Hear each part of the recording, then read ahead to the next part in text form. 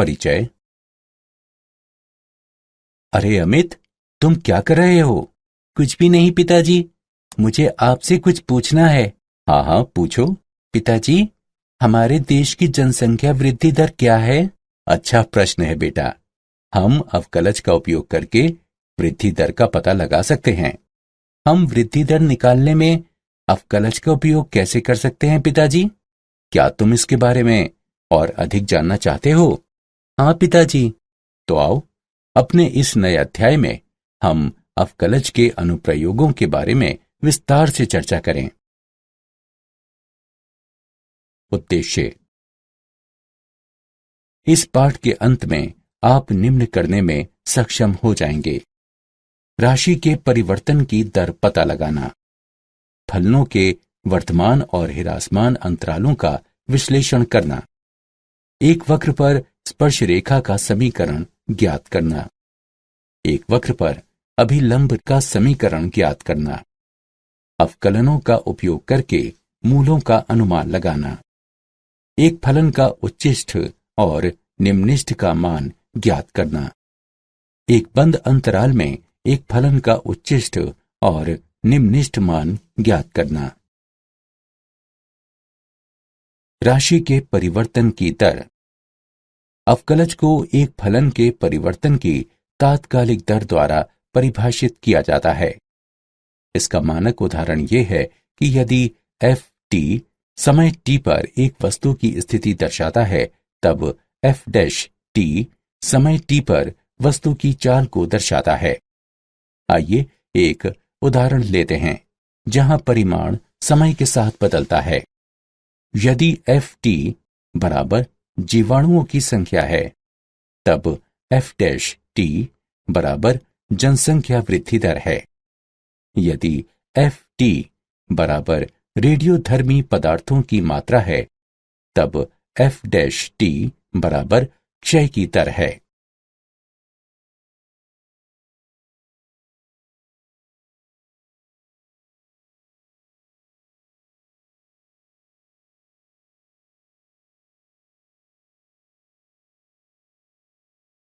उदाहरण। धातु की एक वर्गाकार चादर की भुजा 3 सेंटीमीटर प्रति मिनट की दर से बढ़ रही है। यदि उसकी भुजा 10 सेंटीमीटर लंबी है, तब चादर का क्षेत्रफल किस दर से बढ़ेगा? हल।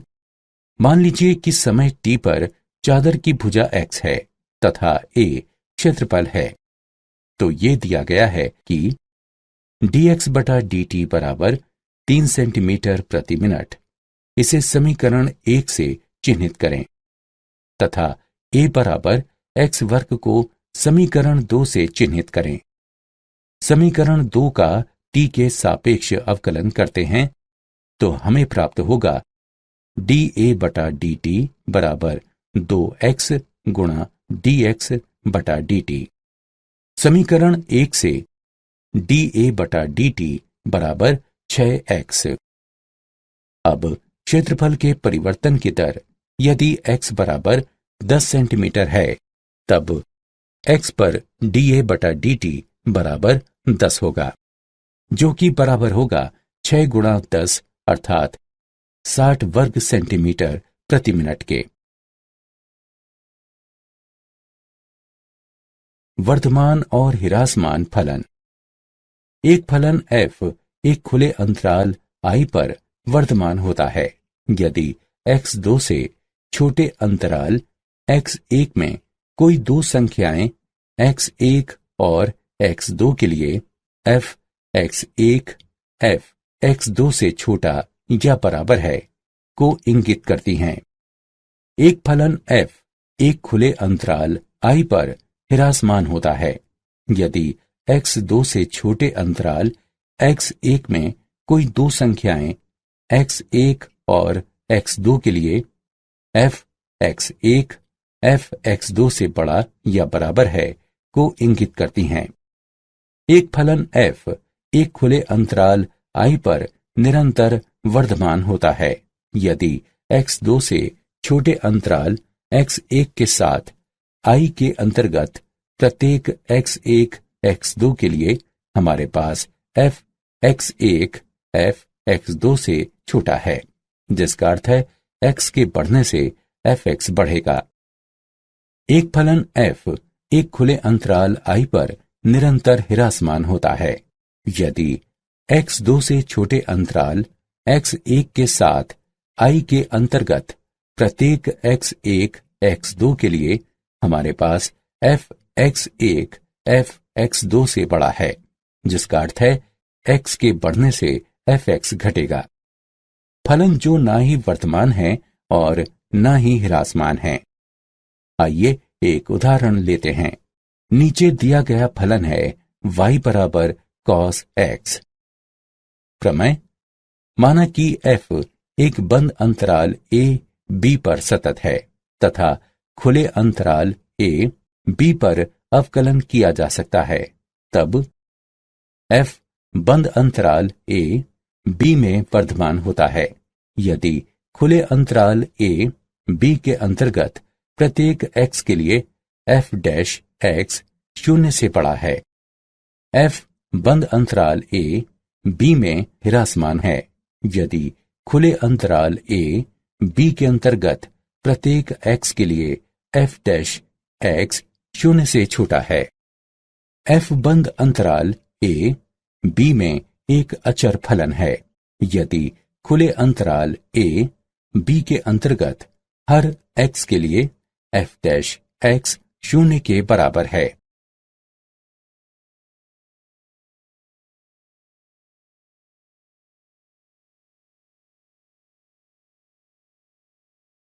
उदाहरण: a का मान ज्ञात कीजिए जिसके लिए fx बराबर x वर्ग घटा 2ax जमा 6 निरंतर वर्तमान हो जब x 0 से बड़ा है। हल: हमें ज्ञात है fx बराबर x वर्ग घटा 2ax जमा 6। fx का x के सापेक्ष अवकलन करते हैं। f डैश x बराबर 2x घटा 2a बराबर 2 गुणा x घटा a। f डैश x 0 से बड़ा है यदि 2 गुणा x घटा a 0 से बड़ा है अथवा यदि x a से बड़ा है। अतएव a 0 से बड़ा या बराबर है क्योंकि x 0 से बड़ा है। स्पर्श रेखा और अभिलंब: माना कि y बराबर fx x के सापेक्ष y का अवकलज अर्थात x1 y1 पर dy बटा dx x1 y1 पर वक्र y बराबर x के f के लिए स्पर्श रेखा की ढलान को प्रदर्शित करता है, तब x1 y1 पर वक्र के लिए स्पर्श रेखा का समीकरण y घटा y1 बराबर x1 y1 पर dy बटा dx x घटा x1 होता है। जैसा कि हम जानते हैं कि संपर्क स्थल पर अभिलंब रेखा स्पर्श रेखा के लंबवत होती है, अतएव x1 y1 पर अभिलंब की ढलान x1 y1 पर घटा 1 बटा dy बटा dx होता है। x1 y1 पर वक्र y बराबर x के f के लिए अभिलंब का समीकरण y घटा y1 बराबर x1 y1 पर घटा 1 बटा dy बटा dx गुणा x घटा x1 होता है। विशेष स्थिति: यदि स्पर्श रेखा की ढाल 0 हो तब tan थीटा बराबर 0 एवं इसलिए थीटा बराबर 0, जिसका तात्पर्य है कि स्पर्श रेखा x अक्ष के समानांतर होती है। अतः बिंदु x1 y1 पर स्पर्श रेखा का समीकरण y बराबर y1 के द्वारा दिया जाता है। यदि थीटा का मान पाई बटा 2 के समतुल्य होता है तब tan थीटा का मान अनंत के समतुल्य होगा, जिसका तात्पर्य है कि स्पर्श रेखा एक्स अक्ष के लंबवत है, अर्थात y अक्ष के समानांतर है। इसलिए x1 y1 पर स्पर्श रेखा का समीकरण x बराबर x1 द्वारा दिया जाता है। उदाहरण, वक्र के लिए स्पर्श रेखा और अभिलंब की ढलान ज्ञात कीजिए। 1/2 पर वर्गमूल x जमा वर्गमूल y बराबर 1। हल, वक्र का समीकरण वर्गमूल x जमा वर्गमूल y बराबर 1 है। इसे समीकरण 1 से चिह्नित करें। x के सापेक्ष समीकरण 1 का अवकलन करने पर हमें प्राप्त होता है 1/2 गुणा वर्गमूल x जमा 1/2 गुणा वर्गमूल y गुणा dy बटा dx बराबर 0, अथवा dy बटा dx बराबर घटा वर्गमूल y बटा x। अतएव 1/2 पर स्पर्श रेखा की ढाल घटा वर्गमूल 1/2 बटा 1/2 बराबर घटा 1 है, तथा 1/2 पर वक्र के लिए अभिलंब की ढाल घटा 1 बटा घटा 1 बराबर 1 है।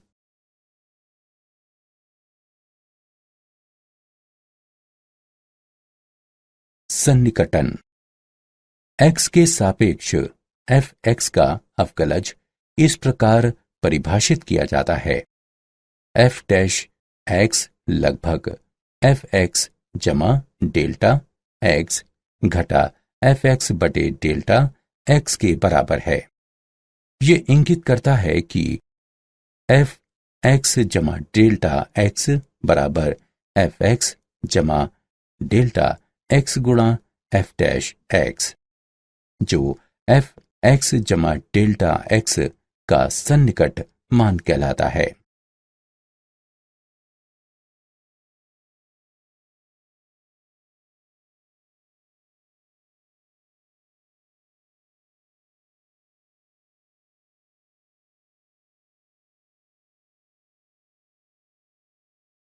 उदाहरण, अवकलन का उपयोग करते हुए 9996 के चतुर्थ मूल का सन्निकट मान ज्ञात कीजिए। हल, हम जानते हैं कि 9996 बराबर है 10,000 घटा 4 के, जो कि बराबर होगा 10 की घात 4 घटा 4 के। चलिए माना कि x बराबर 10 की घात 4 और डेल्टा x बराबर घटा 4 है। अतएव x जमा डेल्टा x बराबर 9996 होगा। माना कि y बराबर x की घात 1/4, जो कि बराबर है 10 की घात 4 गुणा 1/4 के, जो बराबर होगा 10 के। अतएव dy बटा dx बराबर है 1/4 गुणा x की घात घटा 3/4 के। अतएव y जमा डेल्टा y बराबर डेल्टा x गुणा dy बटा dx जमा y है। अब इस सूत्र में मान रखने पर हमें 9996 का चतुर्थ मूल बराबर घटा 4 गुणा 1/4 गुणा x घात 3/4 जमा 10 प्राप्त होगा। इसकी गणना करके हल करने पर हमें 9.999 प्राप्त होगा। अतः 9996 के चतुर्थ मूल का सन्निकट मान 9.999 है। उच्चिष्ठ और निम्निष्ठ। एक फलन का उच्चिष्ठ मान वो होता है जो बिंदु के पास बिंदु के दोनों तरफ किसी भी अन्य मान से अधिकतम होता है। इसे सापेक्ष उच्चिष्ठ कहा जाता है। सापेक्ष उच्चिष्ठ, माना कि fx फलन एक वास्तविक मान वाला फलन है तथा fx के प्रांत में c एक अभियंतर बिंदु है, तब x बराबर c पर fx एक सापेक्ष उच्चिष्ट कहलाता है। यदि h के सभी धनात्मक तथा ऋणात्मक मानों के लिए जहां fc f ऑफ c जमा h से बड़ा है पर्याप्त छोटा हो। एक फलन का निम्निष्ठ मान वो होता है जो बिंदु के ठीक पास बिंदु के दोनों तरफ किसी भी अन्य मान से निम्नतम होता है। इसे सापेक्ष निम्निष्ठ कहा जाता है। सापेक्ष निम्निष्ठ माना कि fx फलन एक वास्तविक मान वाला फलन है तथा fx के प्रांत में c एक अभियंतर बिंदु है, तब x बराबर d पर fx एक सापेक्ष निम्निष्ठ कहलाता है। यदि h के सभी धनात्मक तथा ऋणात्मक मानों के लिए जहां ft f ऑफ d जमा h छोटा है पर्याप्त छोटा हो। प्रथम अवकलज परीक्षण। 1. फलन का प्रथम अवकलज अर्थात f डैश x ज्ञात कीजिए। 2. प्रथम अवकलज को शून्य के बराबर मानते हैं अर्थात f डैश x बराबर 0 तथा वास्तविक मूलों के लिए परिणामी समीकरण को हल करते हैं अर्थात माना कि x बराबर c d इत्यादि ये उच्चिष्ट और निम्निष्ठ के बिंदु हैं। 3. माना कि x बराबर c इनमें से कोई बिंदु हैं। यदि f डैश x की राशि धनात्मक से ऋणात्मक हो जाती है अर्थात x c के नजदीक से छोटा है के लिए f डैश x 0 से बड़ा है तथा x c के नजदीक से बड़ा है के लिए f डैश x 0 से छोटा है, तब x बराबर c सापेक्ष उच्चिष्ट का एक बिंदु है। यदि f डैश x की राशि ऋणात्मक से धनात्मक हो जाती है अर्थात x c के नजदीक से छोटा है के लिए f डैश x 0 से छोटा है तथा x c के नजदीक से बड़ा है के लिए f डैश x 0 से बड़ा है, तब x बराबर c सापेक्ष निम्निष्ठ का एक बिंदु है। 4. यदि f डैश x की राशि नहीं बदलती है तब c न तो सापेक्ष उच्चिष्ट का कोई बिंदु है और न ही सापेक्ष निम्निष्ठ का कोई बिंदु है। इस तरह का बिंदु नति परिवर्तन बिंदु कहलाता है।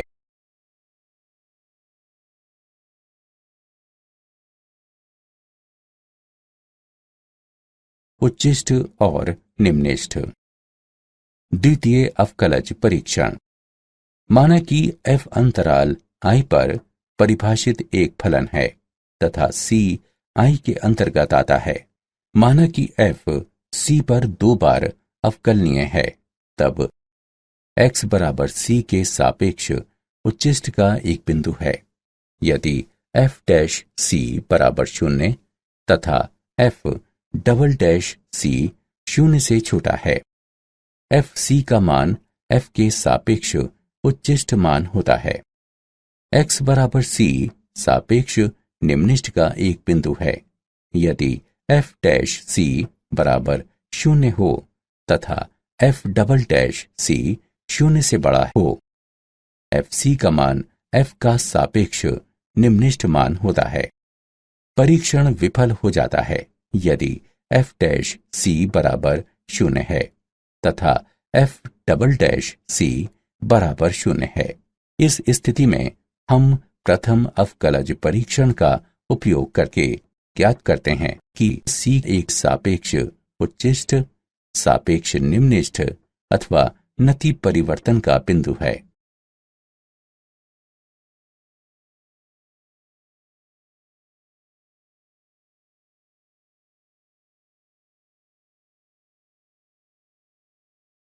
एक बंद अंतराल में फलन का उच्चिष्ट और निम्निष्ठ मान। फलन का उच्चिष्ट मान। यदि एक बंद अंतराल a b पर फलन f(x) को परिभाषित किया जाता है, तब इस फलन को x बराबर c पर निरपेक्ष या व्यापक उच्चिष्ट वाला एक फलन कहा जाता है तथा c a b के अंतर्गत आता है यदि a b के अंतर्गत सभी x के लिए f(x) fc से छोटा या बराबर हो। फलन का निम्निष्ठ मान। यदि एक बंद अंतराल a b पर एक फलन f(x) को परिभाषित किया जाता है, तब इस फलन को x बराबर d पर एक निम्निष्ठ वाला फलन कहा जाता है तथा d a b के अंतर्गत आता है यदि a b के अंतर्गत सभी x के लिए f(x) fd से बड़ा या बराबर हो। प्रमेय। माना कि f एक बंद अंतराल I बराबर a b पर एक सतत फलन है, तब f निरपेक्ष उच्चिष्ट मान होता है तथा f I में कम से कम एक बार इसे ग्रहण करता है।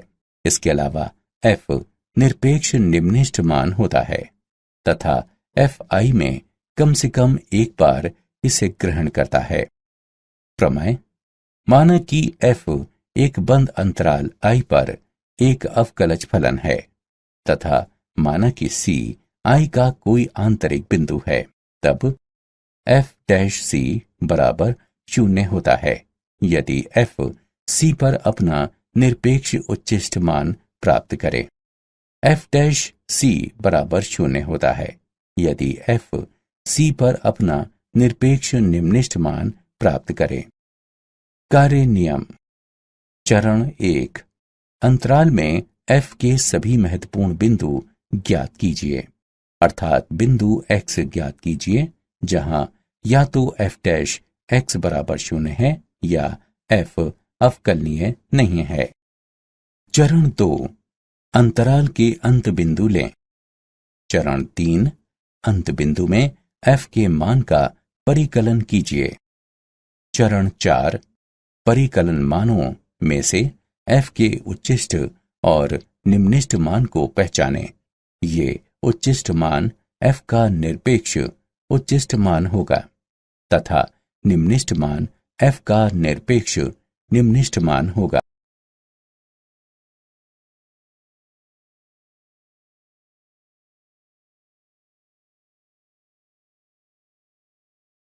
उदाहरण। प्रथम अवकलज परीक्षण का उपयोग करते हुए फलन f(x) बराबर 2x घन घटा 9x वर्ग घटा 24x के लिए सापेक्ष उच्चिष्ट और सापेक्ष निम्निष्ठ बिंदुओं को ज्ञात कीजिए। हल। हम निम्न फलन को हल करके 6 गुणा x वर्ग घटा 3x घटा 4 प्राप्त करेंगे। अब हम समीकरण का गुणनखंड इस प्रकार कर सकते हैं। 6 गुणा x घटा 4 गुणा x जमा 1। f' बराबर 0 ये इंगित करता है कि x बराबर 4 x बराबर घटा 1 है। अब जब x बराबर 4 है, तब x 4 से छोटा है। ये इंगित करता है कि f' 0 से छोटा है। x 4 से बड़ा है। ये इंगित करता है कि f' 0 से बड़ा है। अतएव x बराबर 4 पर f(x) सापेक्ष निम्निष्ठ है। जब x बराबर घटा 1 है, तब x घटा 1 से छोटा है। ये इंगित करता है कि f' 0 से बड़ा है। x घटा 1 से बड़ा है। ये इंगित करता है कि f' 0 से छोटा है। अतएव x बराबर घटा 1 पर f(x) सापेक्ष उच्चिष्ट है।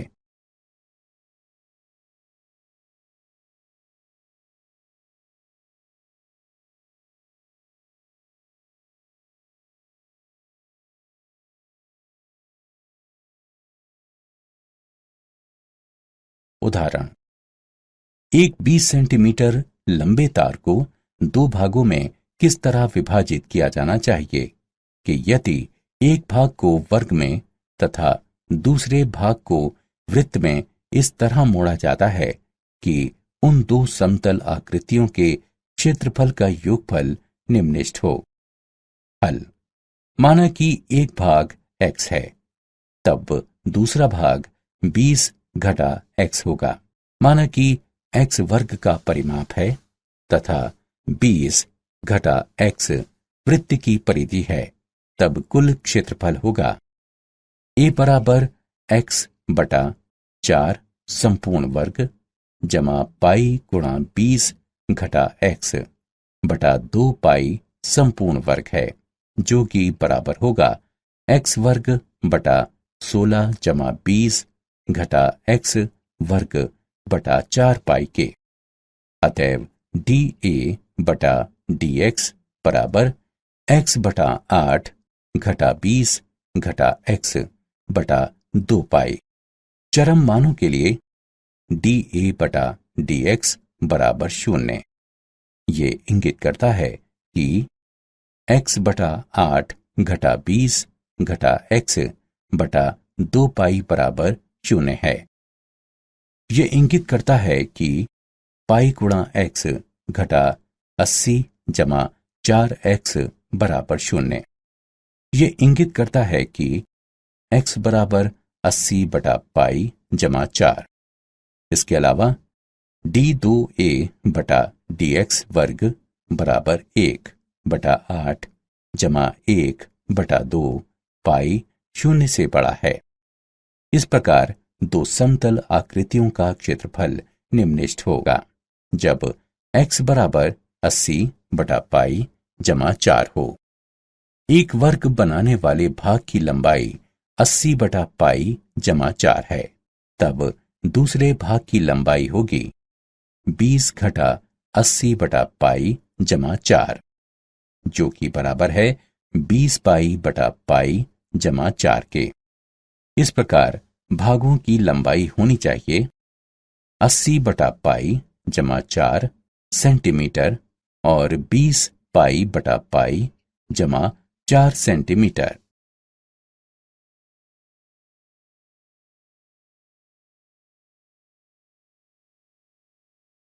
क्या आप जानते हैं, सर आइजैक न्यूटन ने अवकलज के विकास में बहुत बड़ा योगदान दिया है।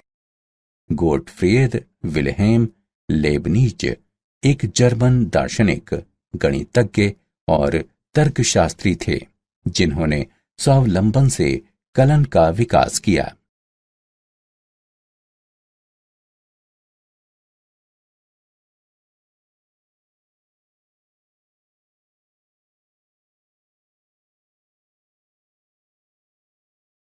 सारांश। आइए हमने जो कुछ सीखा है उसे संक्षेप में दोहराएं। एक अवकलज को इस तरह से परिभाषित किया जा सकता है कि ये एक फलन की तात्कालिक परिवर्तन की दर देता है।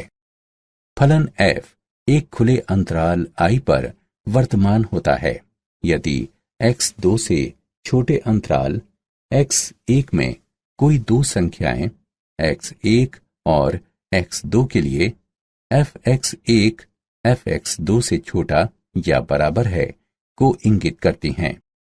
फलन f एक खुले अंतराल i पर हिरासमान होता है यदि x2 से छोटे अंतराल x1 में कोई दो संख्याएं x1 और x2 के लिए fx1 fx2 से बड़ा या बराबर है को इंगित करती हैं।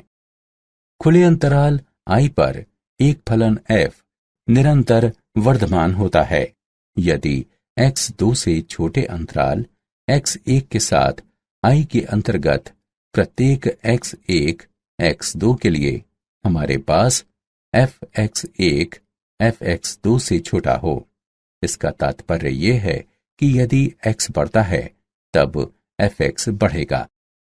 खुले अंतराल i पर एक फलन f निरंतर हिरासमान होता है यदि x2 से छोटे अंतराल x1 के साथ I के अंतर्गत प्रत्येक x1 x2 के लिए हमारे पास fx1 fx2 से बड़ा हो।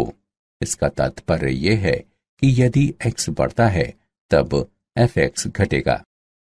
बिंदु x1 y1 पर वक्र y बराबर fx के लिए स्पर्श रेखा का समीकरण है। y घटा y1 बराबर बिंदु x1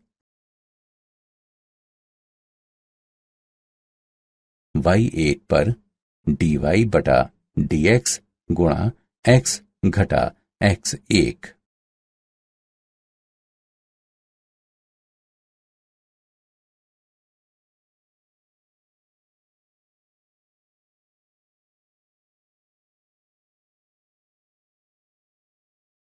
बिंदु x1 y1 पर वक्र y बराबर fx के लिए अभिलंब का समीकरण है।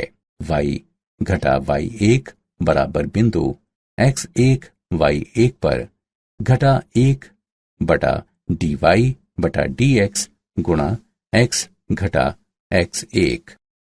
fx जमा डेल्टा x का निरपेक्ष मान है fx जमा डेल्टा x गुणा f डैश x। माना कि फलन fx वास्तविक मानों वाला फलन है तथा c fx के प्रांत में कोई आंतरिक बिंदु है, तब fx को x बराबर c पर एक सापेक्ष उच्चिष्ठ कहा जाता है।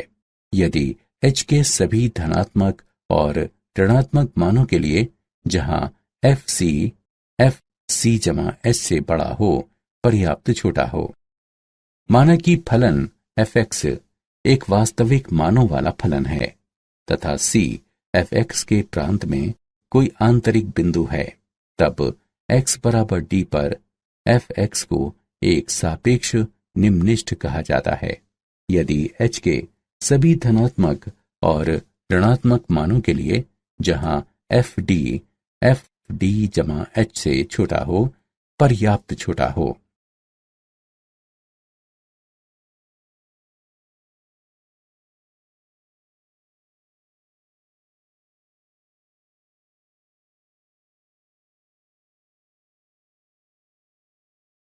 यदि fx एक बंद अंतराल a b पर परिभाषित कोई फलन है, तब x बराबर c पर इस फलन को निरपेक्ष उच्चिष्ठ कहा जाता है तथा c a b के अंतर्गत आता है। यदि a b के अंतर्गत सभी x के लिए fx fc से छोटा या बराबर हो। यदि fx एक बंद अंतराल a b पर परिभाषित कोई फलन है, तब x बराबर d पर इस फलन को निरपेक्ष निम्निष्ठ कहा जाता है तथा d a b के अंतर्गत आता है। यदि a b के अंतर्गत सभी x के लिए fx fd से बड़ा या बराबर हो। माना कि f एक बंद अंतराल I बराबर a b पर एक संतत फलन है, तब f निरपेक्ष उच्चिष्ठ मान होता है तथा f I में कम से कम एक बार इसे ग्रहण करता है।